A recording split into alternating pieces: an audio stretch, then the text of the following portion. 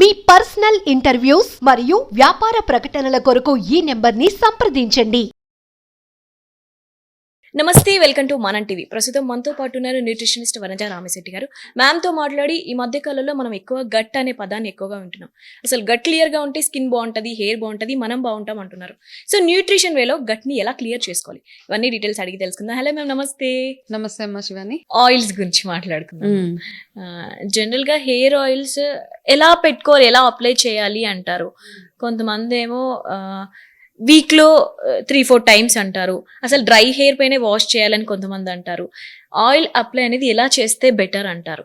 Application of oil massages అన్నవి మనకి ఇంతకుముందు వారానికి ఒకసారి హెయిర్ వాష్ ఉండేది. అవును, ఇప్పుడైతే రోజు హెయిర్ వాష్ చేసుకుంటాం. Compulsory.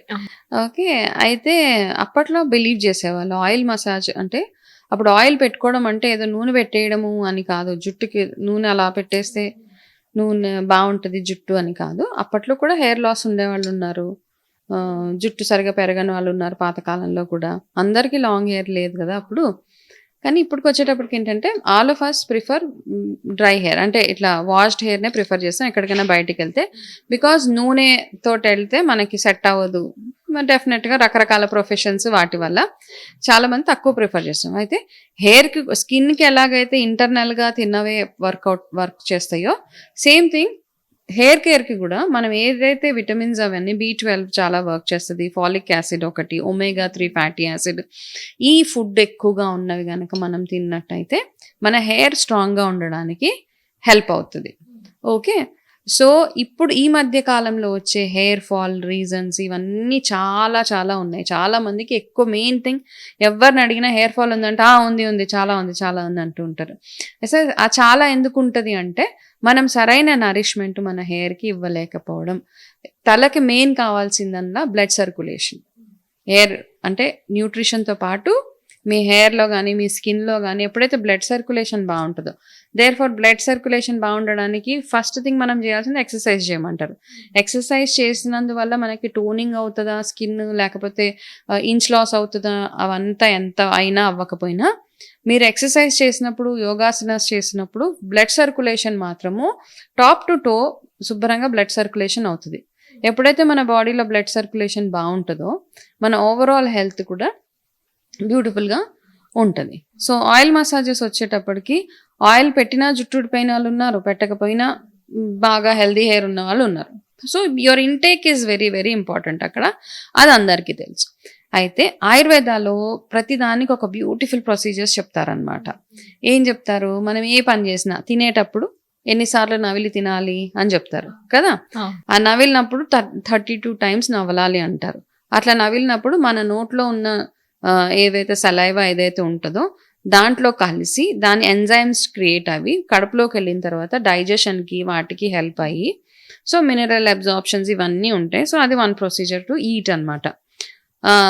Same thing oil massage చేసుకునేటప్పుడు ఫస్ట్ థింగ్ ఆయుర్వేదలో ఏదైతే ప్రొసీజర్ ఉంటుందో ఆయుర్వేదాలో చెప్తారు ఎట్లా హెయిర్ మసాజ్ చేసుకోవాలి. సో హెయిర్ మసాజ్ చేసుకునే ఒక మంచి ప్రొసీజర్ చెప్తా. ఫస్ట్ థింగ్, ఏ ఆయిల్ అయినా కానీ దాన్ని కొంచెం వేడి చేసుకొని హెయిర్ ఆయిల్ పెట్టుకోవాలి.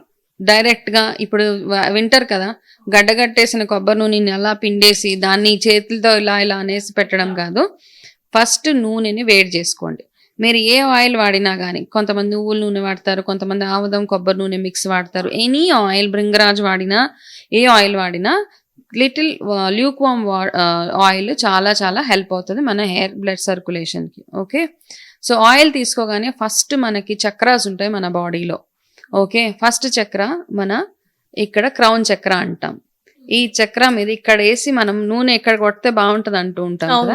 సో ఈ ప్లేస్లో వేసి ఫస్ట్ ఇక్కడ మసాజ్ చేస్తే ఫస్ట్ అది యాక్టివేట్ అవుతుంది అనమాట మన బ్లడ్ సర్క్యులేషన్కి. ఇది యాక్టివేట్ అవుతుంది. ఫస్ట్ ఇక్కడ ఒక 2-3 సెకండ్స్ 1 మినిట్ కొంచెం ఆయిల్ వేసి లైట్గా ప్రెషర్ వేసి చేసినప్పుడు మీ first it will start the blood circulations అనమాట. సో మన బాడీలో చక్రాస్ చాలా వర్క్ చేస్తాయి. So will talk about it later. కాకపోతే మనకి ఇక్కడ క్రౌన్ చక్ర అంటాము. సో ఆ చక్రం దగ్గర వేసి చక్కగా ఆయిల్, గోటు వెచ్చని నూనెని మనం మసాజ్ చేసిన తర్వాత దాని తర్వాత ప్రొసీజర్స్ ఉంటాయి అనమాట. ఇట్లా మన ఫింగర్స్ ఇట్లా పెట్టి స్పైడర్ మన సాలెపురుగు టైప్ లో చేసి ఇలా మంచి మసాజ్, ఓకే, మసాజ్ చేసి చెవుల దగ్గర మసాజ్ చేయాలి. సో ఇట్లా అన్ని చేసిన తర్వాత మనము ఒక at least 10 to 12 minutes of head massage స్లోగా, కొంతమంది బాగా కొట్టు అంటూ ఉంటారు తల, సో అవన్నీ ఇట్స్ నాట్ గుడ్ అనమాట. మెడ ఇలా ఇరిపించేసుకుంటూ ఉంటారు, అవన్నీ చేస్తే దాన్ని ఫేటల్ అయిపోయిందంటే మళ్ళీ మీ మెడ ఎవరు బాగు చేయలేరు. కాకపోతే అందుకని మనది మనమే, అంటే మన హెడ్ మసాజ్ మనమే చేసుకోవాలి.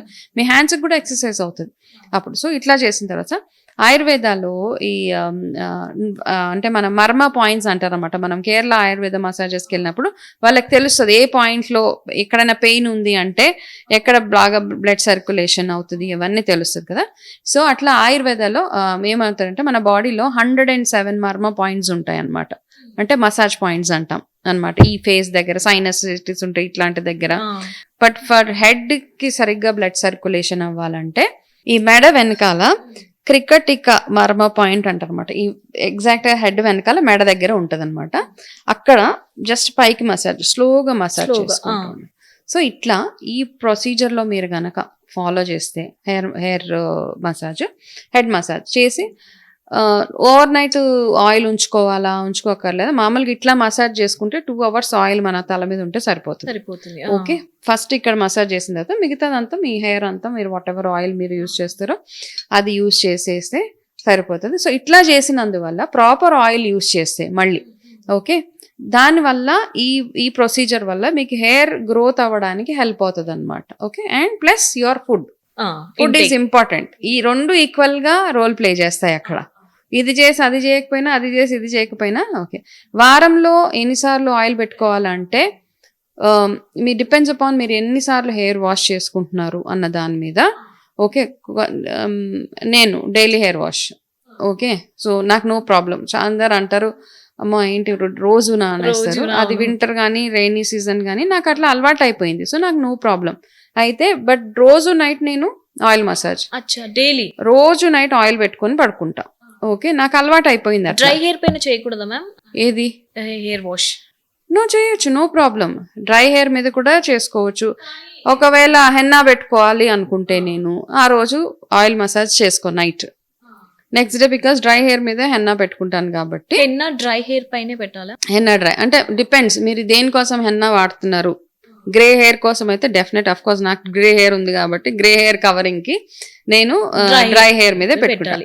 నార్మల్ గా మీ జుట్టు నరిష్మెంట్ కోసం సాఫ్ట్ గా సిల్కీగా ఉండాలి అంటే ఇట్స్ ఓకే, ఆయిల్ ఉన్న హెయిర్ మీద హెన్నాతో పాటు కలుపుకునే కొన్ని వేరే ఇంగ్రీడియంట్స్ ఉంటాయి, అవి పెట్టుకొని ఆయిల్ హెయిర్ మీద పెట్టుకుంటే మీ జుట్టు లాస్ట్ మంచి సిల్కీగా సాఫ్ట్ గా అవ్వడానికి హెల్ప్ అవుతుంది అనమాట. సో ఈ ప్రొసీజర్స్ కాబట్టి మీరు హెయిర్ వాష్ రేపు మార్నింగ్ చేసుకుంటారు అంటే నైట్ ఆయిల్ పెట్టుకొని పడుకోవచ్చు. లేదు అంటే హెయిర్ వాష్కి ఒక 2 hours ముందు మసాజ్ చేసుకొని హెయిర్ వాష్ చేసేసుకోవచ్చు. Fine, any procedure is good అనమాట. ఇక్కడ there is no right and wrong. ఇక్కడ మన ప్రొసీజర్స్ ఏవైతే ఉన్నాయో మన పద్ధతులు, నా బాడీకి నాకు ఏది సెట్ అయిందో నేను అదే చేస్తాను. Because I know what my body is కదా. కొంతమంది అంటారు అయ్యో అట్లా చేయకూడదు ఏదైనా అవుతుంది అంటే నాకేం సైనస్లు ఇవన్నీ రావడం ఏమీ లేదు. కొంతమంది మళ్ళీ నైట్ అంతా అప్లై చేయకూడదు, 1-2 hours ఎనఫ్ అంటారు. సో అట్లా డాండ్రఫ్ ఉన్న వాళ్ళు ఇట్లాంటి వాళ్ళు కాస్త కేర్ఫుల్ గా ఉంటే సరిపోతుంది. But what type of oil you're using is very very important. ఇది గుర్తుపెట్టుకోవాల్సింది మనం. డాండ్రఫ్ కి మంచి టిప్ చెప్పండి మ్యామ్. డాండ్రఫ్ ఉన్న వాళ్ళైతే నేను చాలా దగ్గరలో కూడా చెప్పాను, బాగా ఎక్కువ డాండ్రఫ్ ఉంటే ఫస్ట్ థింగ్ డాండ్రఫ్ ఉన్నప్పుడు మనం తీసుకోవాల్సిన జాగ్రత్తలు, మన పిల్లో కవర్ని డైలీ చేంజ్ చేస్తూనే ఉండాలి డాండ్రఫ్ ఉన్న వాళ్ళు. ఎందుకు అంటే డాండ్రఫ్ ఉన్నప్పుడు మనం నిద్రపోయినప్పుడు ఆ డాండ్రఫ్ దాని మీద పడి యాక్ని ఎక్కువ రావడానికి అది లీడ్ చేస్తుంది. కాబట్టి అది మీరు అదొకటి చూసుకోవాలి. బాగా డాండ్రఫ్ ఉన్న వాళ్ళు ఇది మన వేప నూనె అండ్ కొబ్బరి నూనె ఈక్వల్ పోర్షన్స్ లో చేసి అది వేడి చేసి కాస్త గోరువెచ్చగా చేసి తలకి మసాజ్ చేసి అది నైట్ వదిలేసి డే మొత్తం వదిలేసిన తర్వాత అట్లీస్ట్ ఒక 5-6 hours అట్లా వదిలేసి హెయిర్ వాష్ చేసుకోండి. అంటే మీకు ఏదైనా సూటబుల్ షాంపూ ఉంటే సూటబుల్, నన్ను అడిగితే శీకాకాయ ఆర్ రీటా కుంకుడుకాయలు ఇట్లాంటివే నేను సజెస్ట్ చేస్తాను. అండ్ ఎస్పెషల్లీ ఎక్కువగా డాండ్రఫ్ ప్యాచెస్ ఉన్న వాళ్ళకైతే go for herbal only. Okay, కుంకుడుకాయ is one of the best things అనమాట. బాగా రుద్దేసిన తర్వాత జుట్టుని బాగా ఎండలో డ్రై చేసేసుకోండి. ఇలాగా ఎక్కువగా ఉన్నవాళ్ళు వారంలో ఒక 3 times మీరు ఈ ప్రొసీజర్ ఫాలో అయితే ఒక మిగతా 2-3 వీక్స్ మీకు డాండ్రఫ్ ప్రాబ్లం పోతుంది. మంచి టిప్ చెప్పారు మ్యామ్.